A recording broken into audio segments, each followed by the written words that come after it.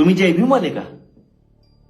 प्रिय बाबासाहेब, मागच्या वर्षी तुमच्या जयंतीनिमित्त तुम्हाला अभिवादन करण्यासाठी जेव्हा मी स्टेटस ठेवला होता तेव्हा अनेक लोकांनी मला विचारलं, तुम्ही जय भीमवाले का?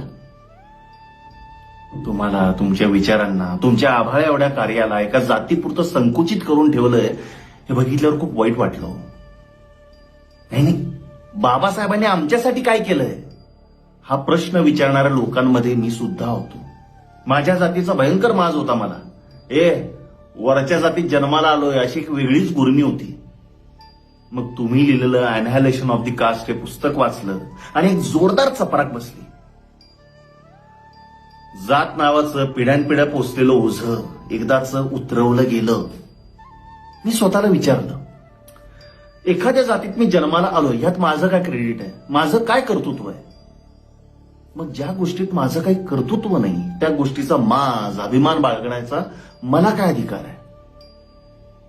आणि मग मी स्वतःला आणि इतर लोकांना आडनावाच्या पलीकडे जाऊन ओळखायचा प्रयत्न केला. त्यानंतर मी हिंदू कोड बिल बद्दल वाचलं.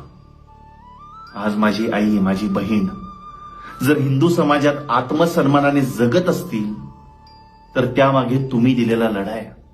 त्यावेळी हिंदू स्त्रियांच्या हक्कासाठी तुम्ही राजीनामा द्यायला सुद्धा तयार झाला होता.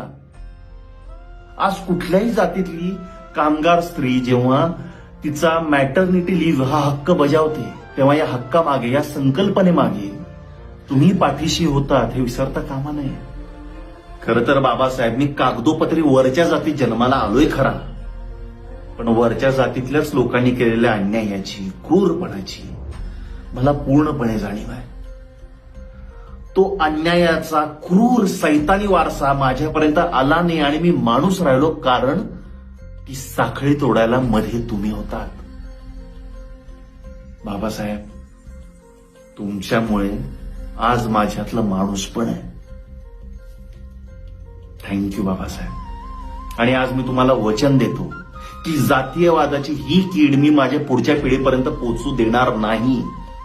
आणि आता तुम्हाला उत्तर देतो, बाबासाहेबांचे विचार उराशी बाळगणारा, जाती धर्माच्या पलीकडे जाऊन माणूस पाहणारा माणूस जर जय भीमवाला असेल ना, तर मी अभिमानाने सांगतो, होय, मी जय भीमवाला आहे.